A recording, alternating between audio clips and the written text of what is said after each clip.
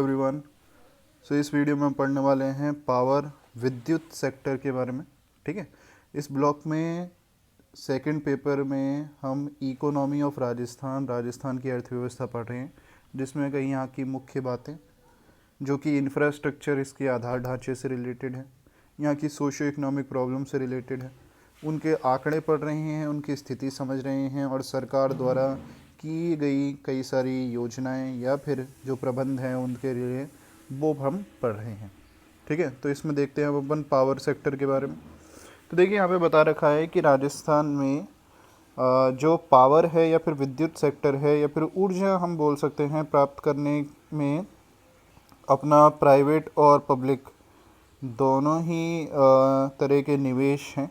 ठीक है, ऊर्जा प्राप्त करने के दो स्रोत बता रखे हैं, एक तो परंपरागत जिनको कन्वेंशनल कहते हैं और एक नॉन कन्वेंशनल या फिर गैर परंपरागत। ये तो हम ऊर्जा में पढ़ते ही आए हैं। कन्वेंशनल वो होते हैं जिनसे हम शुरू से ज़्यादा क्या करते हैं, पावर को डिराइव करते आए हैं, या फिर इनमें बोल सकते हैं कि इनमें शक्ति, जो पावर उत्पन्न करने की शक्ति है वो अधिक होती है, जैसे कि थर्मल पावर है ना। जैसे कोयले, गैस व तेल से बता रखा है, यहाँ पे जो थर्मल पावर होती है उसमें पावर रेडिएट करने की क्षमता ज़्यादा होती है, अधिक होती है। और दूसरे गैर परंपरागत, आजकल सोलर एनर्जी बहुत बड़ा इसका एक उदाहरण है, बायोगैस है ना, ये सब चीज़, पवन चक्की स्रोत शामिल हैं। इनको रिन्यूएबल सोर्सेज भी कहते हैं, क्योंकि ये कभी भी ख़त्म होने वाली सोर्स ऑफ एनर्जी नहीं है। ठीक है, तो बता रखा है कि इस वर्ष व्यक्ति बिजली के उपयोग की दृष्टि से भारत 17 राज्यों में राजस्थान का 11वां स्थान रहा। भारत के 17 राज्यों में राजस्थान का 11वां स्थान रहा है। कुछ आंकड़े जो कि हम अभी तक के सभी टॉपिक्स में देखते आए हैं यहाँ पे भी दे रखे हैं। 31 मार्च 2017 के अंत में राज्य में विद्युत की कुल प्रस्थापित क्षमता लगभग 18,677.18 मेगावाट थी। ठीक है, 31 मार्च 2017 को ही विद्युत की कुल प्रतिस्थापित ये थी, जिसमें राज्य की स्वयं की क्षमता व अन्य परियोजनाओं में राज्य के हिस्से की क्षमता एवं केंद्रीय परियोजना में माध्यम क्षमता बता रखी है 6,810.79 मेगावाट। ठीक है, तो राजस्थान अपनी यूसेज का पूरा 100% एनर्जी या फिर पावर प्रोड्यूस नहीं करता, समझ रहे हो।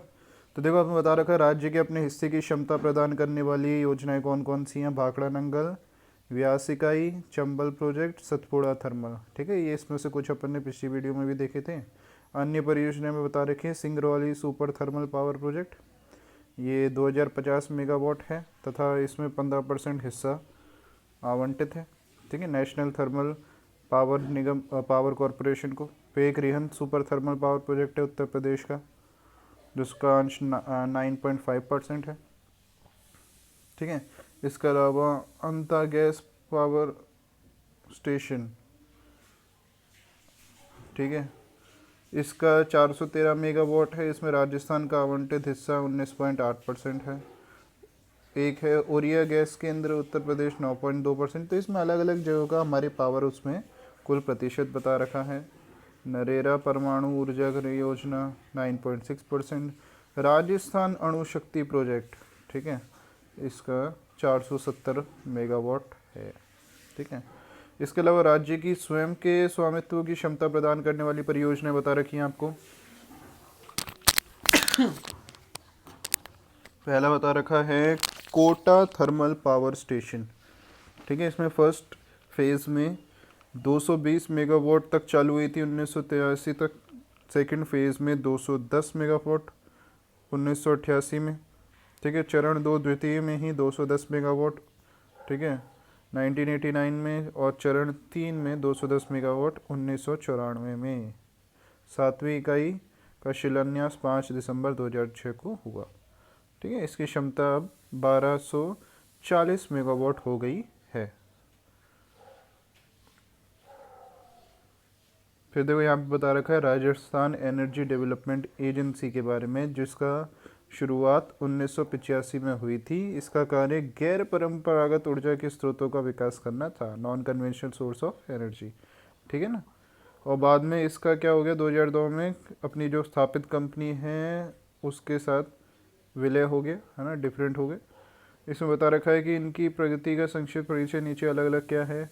सौर ऊर्जा, तो बता रखा है राजस्थान में सौर रेडिएशन की तीव्रता 6 से 7 किलोवाट पर घंटे है, ठीक है, और रोशनी के दिन हमको 325 मिलते हैं। तो यहाँ पे हम बोल सकते हैं एक तरीके से सौर ऊर्जा का सबसे बड़ा केंद्र है। तो राज्य में दिसंबर 2017 के अंतर्गत सौर ऊर्जा की प्रतिस्थापन क्षमता 1656.7 मेगावाट हो गई थी, ये एक बहुत बड़ी बात है। जोधपुर जिले के मथानिया में 140 मेगावाट के सौर मिश्रित चक्रीय विद्युत गृह इंटीग्रेटेड सोलर कंबाइंड सर्कल की स्थापना हुई। लागत 700 करोड़ आंकी गई, जिसमें बैंक का योगदान विश्व बैंक वर्ल्ड बैंक का था 160 करोड़, जर्मनी की सहायता 300 से 400 करोड़ तथा राज्य सरकार केंद्र के प्रत्येक 50 करोड़ रुपए या, ठीक है ना। जो यहाँ पे बता रखा है इसमें क्या क्या हुआ, इनका कहाँ का इस्तेमाल किया गया सौर ऊर्जा का। स्ट्रीट ट्यूबलाइट लगाने में, सोलर कूलर्स बनाने में, वाटर हीटर्स बनाने में, सोलर पंप और सीमावर्ती क्षेत्रों में रंगीन टीवी सेट लगाना, ठीक है। फिर राज्य सरकार ने राजस्थान सौर ऊर्जा नीति 2011 में घोषित की और ये 2014 में जारी की गई, जिसके तहत 25,000 मेगावाट की अतिरिक्त क्षमता निजी क्षेत्र के सहयोग से आगामी वर्षों में स्थापित की जाएगी। तो ये जो राजस्थान रिन्यूएबल एनर्जी कॉरपोरेशन है, इसने सौर ऊर्जा के विकास के लिए बहुत ज़्यादा काम किया है ना। राजस्थान के नवीनीकरण ऊर्जा विकास कोष स्थापित किया ऊर्जा के विकास में, ताकि इसमें मदद मिले। फिर देखिए सौर ऊर्जा के अलावा पवन या फिर वायु ऊर्जा के बारे में बता रखा है। तो भाई राजस्थान में 20 से 40 किलोमीटर प्रति घंटा ये वायु का वेग भी पाया जाता है, वेलोसिटी, ठीक है। सरल व कम लागत के उपकरण लगाकर इंदिरा गांधी नहर क्षेत्र में चारे व चारागाह के विकास के लिए 10 वायु मिल स्थापित किए गए। जैसलमेर में 10 अप्रैल को 1999 में 2 मेगावाट के वायु आधारित पावर प्रोजेक्ट की नींव रखी गई। 14 अगस्त 1999 में पावर का सृजन चालू हो गया, ठीक है। फिर बायोगैस के बारे में बता रखा है। तो आपको पता ही है, जिसको गोबर गैस भी कहा जाता है। इसमें क्या करते हैं, कई तरह के घरेलू और गैर घरेलू वेस्ट को, है ना, इकट्ठा करके उनको एक गड्ढे में डाल दिया जाता है और उसके ऊपर कंपोस्ट डाला जाता है। वो उसके ऊपर एक्ट करते हैं जो जितने भी अपने बायो ऑर्गेनिजम्स हैं, माइक्रो ऑर्गेनिजम्स हैं, और फिर उससे उस गैस को सिंचित करके बायोगैस हमको मिलती है, ठीक है।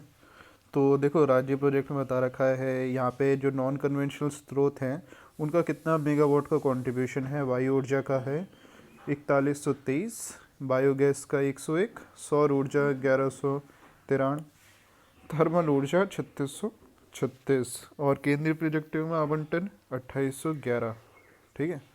तो थर्मल स्टेशनों में संयंत्र भार तत्व प्लांट लोड फैक्टर किसी भी यूनिट की एफिशिएंसी का इंडिकेटर होता है। वो उसकी क्षमता बताता है कि भाई किसी भी यूनिट में पावर को जनरेट करने की क्षमता कितनी है, ठीक है, पावर जनरेशन की क्षमता।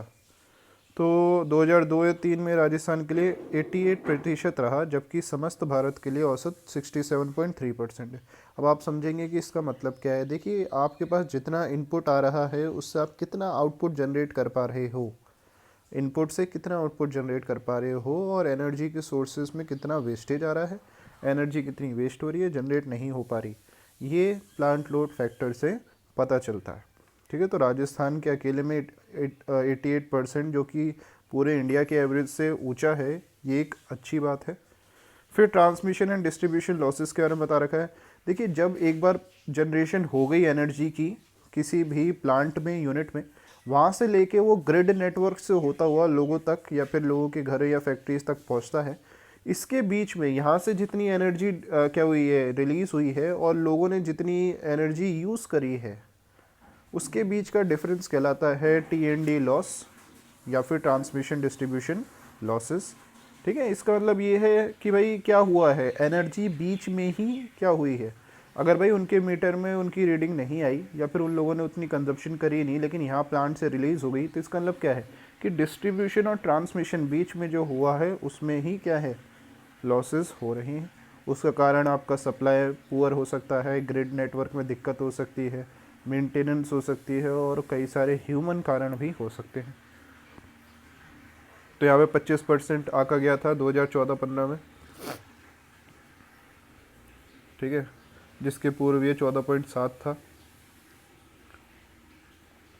तो ये एक प्रमुख कारण है जो कि एक परेशानी पैदा करता है इस सेक्टर के लिए, ठीक है। फिर 13 जून 2003 में बिजली की दरों में वृद्धि आई, 500 इकाई से अधिक के लिए 5.25 रुपये से 5.25 रुपये हो गया, ठीक है। स्थिर शुल्क 210 रुपये प्रति माह और बाद में 225 हो गया। गैर घरेलू उत्पादकों, कृषक उत्पादकों के लिए भी विद्युत शुल्क की दरों में वृद्धि हो गई, ठीक है। देखो 2001 2014 4 से लेके 2013 तक की बात बता रखी है। वृद्धि देखो 2012 में 18.5, 2011 में 23.5, ठीक है। फिर यहाँ पे देखो यहाँ पे अलग अलग बिजली घर के बारे में बता रखा है। सूरतगढ़ ताप बिजली घर, ठीक है, कि पहले चरण में पहली इकाई 250 मेगावाट की नियमित उत्पादन 3 नवंबर 1998 में प्रारंभ किया, दूसरी इकाई 13 अक्टूबर 2000 में। फिर धौलपुर ताप बिजली घर के बारे में बता रखा है। बरसिंगसर में लिग्नाइट आधारित बिजली घर के बारे में बता रखा है, ठीक है। और फिर आखिर में इसमें बता रखा है राजस्थान में विद्युत क्षेत्र में परिवर्तन। तो जो राज्य विद्युत मंडल था वो वर्ष 2000 में राजस्थान राज्य विद्युत निगम में बदल गया, जिसके कंपनी अधिनियम में पंजीकरण की कार्यवाही की गई, ठीक है। फिर विद्युत पावर डिस्ट्रीब्यूशन व बिल वसूली का काम ठेके पर देने से गुणात्मक सुधार की संभावना हुई। प्रथम चरण में अलवर, सवाई माधोपुर जिलों में कार्य ठेके पर दिया गया और फिर आगे चल के बाकी जिलों में भी और ये काम हुआ, ठीक है। पिछले वर्षों में ग्रामीण विद्युतीकरण कार्यक्रम के अंतर्गत गाँव में भी विद्युतीकरण की सुविधाएँ बढ़ाई गई। इलेक्ट्रिसिटी रेगुलेटरी कमीशन संस्था का स्थापना की गई, जो कि राज्य विद्युत निगम के कार्यों का नियमन करेगा और उनको चेक करेगा। और राज्य विद्युत मंडल का भी मुख्य रूप से 3 भागों में उत्पादन, प्रसारण और वितरण में बंटवारा किया गया। तो ये कुछ कार्य थे, ठीक है। यहाँ पे एक और तालिका दे रखी है पावर स्टेशन की प्रतिस्थापन क्षमता, और ये सबसे ज़्यादा सूरतगढ़ थर्मल पावर स्टेशन की देखने को यहाँ पे हमको मिल रही है। कुल क्षमता भी आप देख सकते हैं, ठीक है। और यहाँ पे कुछ क्या है, तालिकाएं हैं, कुछ निकट भविष्य में आने वाले प्रोजेक्ट के बारे में यहाँ बता रखा है, न्यू प्रोजेक्ट्स, ठीक है। तो ये आपको इतना ज़्यादा देखने की, ध्यान में रखने की ज़रूरत नहीं है। यहाँ पे एक जवाहरलाल नेहरू राष्ट्रीय सोलर मिशन के बारे में बता रखा है। 1100 मेगावाट क्षमता की प्रतियोजनाओं में से राजस्थान के लिए 873 मेगावाट की 72 परियोजना को स्वीकृत किया। उदय योजना के बारे में बता रखा है। उदय था उज्ज्वल डिस्कॉन अश्योरेंस योजना। इसके अंतर्गत विद्युत कंपनियों पर कर्ज के भार का 75% राज्य सरकार बॉन्ड जारी अपने ऊपर लेगी, ठीक है। तो ये पॉइंट्स भी आप यहाँ पे देख सकते हैं। यहाँ पे 2017-18 के वार्षिक बजट में ऊर्जा क्षेत्र के लिए कार्यक्रम देखिए। 31 मार्च 2014 तक 72,724 करोड़ रुपए हो चुका था कर्ज। 2013-14 में वितरण निगमों को घाटा 15,645 करोड़ और योजना के तहत 62,421 करोड़ व 96 लाख का ऋण राज्य सरकार द्वारा अधिग्रहण किया गया था, ठीक है। तो ये थोड़ा सा बता रखा था हमको पावर के बारे में। अब यहाँ पे एक और छोटा सा टॉपिक है रोड्स, है ना, सड़कों के बारे में। तो इसके भी थोड़े से अपन कुछ स्टैटिस्टिक्स देखते हैं। तो देखिए यहाँ पे बता रखा है कि कुछ यहाँ पे स्टैटिस्टिक्स दे रखे हैं कि कई सारे कार्यक्रमों के अंतर्गत योजना काल में सड़कों का विकास किया गया। एक तो सिंचित क्षेत्र विकास न्यूनतम आवश्यकता कार्यक्रम, जो मिनिमम नीड्स प्रोग्राम होता है, दुर्ग मार्ग का, खनिज सड़कें, राष्ट्रीय ग्रामीण, ये सारे कुछ वो थे जिसके अंदर सड़कों का विकास किया गया, ठीक है। जो ब्लैक टॉप या डांबर की सड़कें होती हैं उसमें देखिए 55 में लंबाई कितनी थी, 18,749। 1990 में देखिए 58,000 तो पहुंच गई। और 2016 में 1,85,000 से ज़्यादा। 31 मार्च 2017 को राज्य में सभी प्रकार की सड़कों की लंबाई देखिए। राष्ट्रीय राजमार्ग 82,002, राजकीय राजमार्ग 15,438, बड़ी जिला सड़कें, ये सारी लंबाई आप देख सकते हैं यहाँ पे। तो यहाँ पे 5 जिलों में सड़कों की लंबाई दे रखी है और अपने ज़िले की यहाँ पे बात ही नहीं है। जोधपुर, पाली, नागौर, बाड़मेर और भीलवाड़ा सबसे ज़्यादा देखने को मिल रही है बाड़मेर ज़िले में। 2001 की जनगणना के अनुसार डामर की सड़कों में जुड़े गांवों की संख्या देखिए, 1,000 व अधिक जनसंख्या, इतने गांवों की संख्या है। 2015 में इतनी हो गई। और इधर बिटुमिनस ट्रीटेड या फिर जो डांबर की सड़कें हैं उनसे जुड़े न जुड़े गांव ये लास्ट में बता रखे। तो पता चल रहा है 2001 की जनगणना के अनुसार मार्च 2016 के अंत तक लगभग 85% गाँव बिटुमिनेटेड सड़कों से जुड़ गए थे। लगभग 15% गाँव सड़कों से बिना जुड़े रह गए थे। टोटल इनकी संख्या 6691। राज्य में 33 जिले में से जो 192 उपखंड है, 244 तहसील और 249 पंचायत समिति, 9,177 ग्राम पंचायत हैं वो विभाजित हैं। ठीक है, अलग अलग उसमें अलग अलग सड़कों की योजना इनको क्या कर रही है, जोड़ रही है।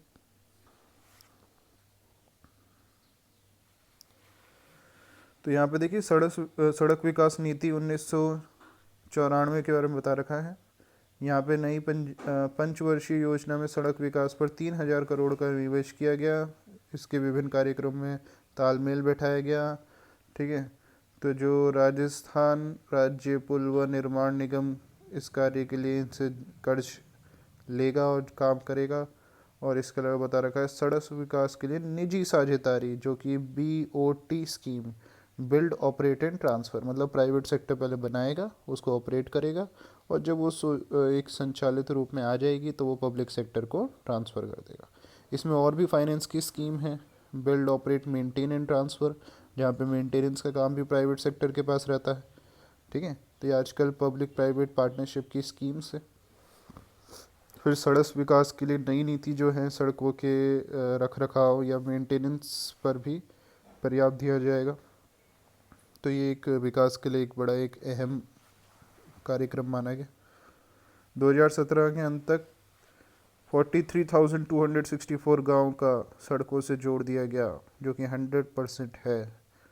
ठीक है, और भी यहाँ पे कुछ योजनाएं बता रखी हैं। प्रधानमंत्री ग्रामोदय सड़क योजना 25 दिसंबर 2000 को प्रारंभ की गई। राष्ट्रीय राजमार्गों की गुणवत्ता में सुधार किया गया। जो स्वर्णिम चतुर्भुज है, जो गोल्डन क्वाड्रिलेटरल है, उसमें जयपुर बाईपास चरण 2 में जयपुर किशनगढ़ भीलवाड़ा उदयपुर इन सबको जोड़ा गया।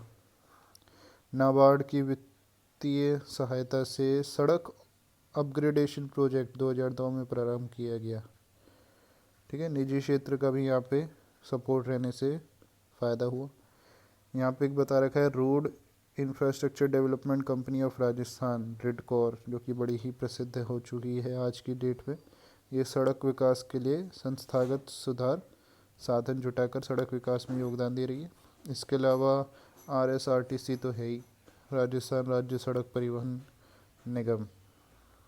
ठीक है, इसका स्थापना 1964 में हुई थी।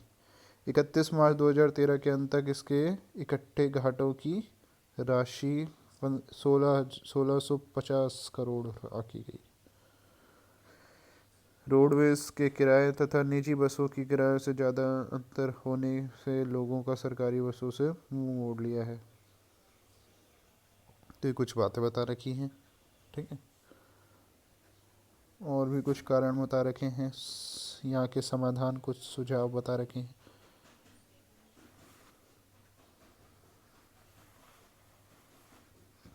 फिर यहाँ पे राज्य की वार्षिक योजना में प्रतिवर्ष सड़क विकास के व्यापक कार्यक्रम प्रस्तावित किए गए।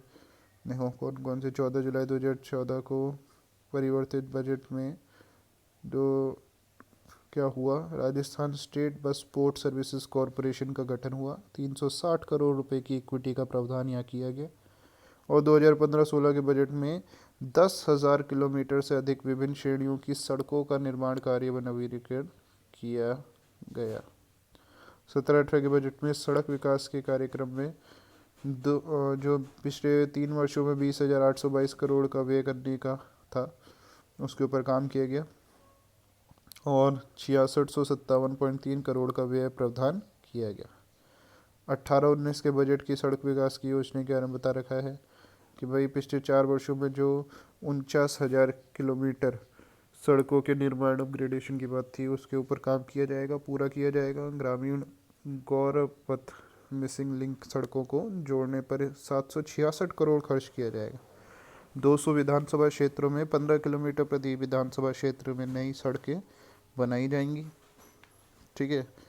एडीबी विश्व बैंक के कर लेकर प्रधानमंत्री सड़क योजना के तहत ऋण प्राप्त कर अन्य स्थानों पर सड़कों का निर्माण करेंगे और राज्य स्तर के सड़क सुरक्षा प्रशिक्षण केंद्र की स्थापना। 30 बस स्टैंड पर टॉयलेट्स और इन सब की सुविधा है। ठीक है, तो ये था अपना आज का टॉपिक। देखिए सिंपल टॉपिक है, इनमें मैं आपको बता चुका हूँ स्टैटिस्टिक्स को पकड़ना है। और जैसे कि अभी अपन ने एक योजना देखी थी कि भाई राजस्थान की ये कौन सी थी, विकास नीति, सड़क विकास नीति, इस तरह की योजनाओं को आपको देखना है। इसके आप नोट्स बना लीजिए और इसमें सच कुछ आपको ज़्यादा प्रॉब्लम आएगी नहीं। ठीक है, अब अगले ये टॉपिक पढ़ेंगे हम नेक्स्ट वीडियो में। Okay, thank you.